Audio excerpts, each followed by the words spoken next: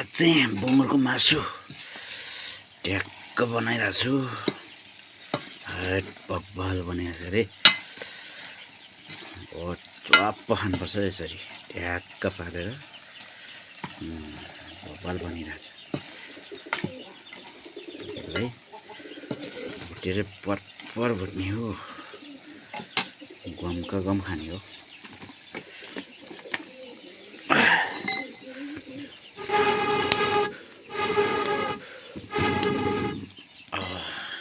गाउँघरमा यस्तै चाहिए। यो प्योर अर्ग्यानिक दाउरामा चाहिँ पकाएको भन्दैछ बङ्गुर। रातो भइसक्यो नि त। एकछिनपछि ग्रेभी हाल्नुपर्छ।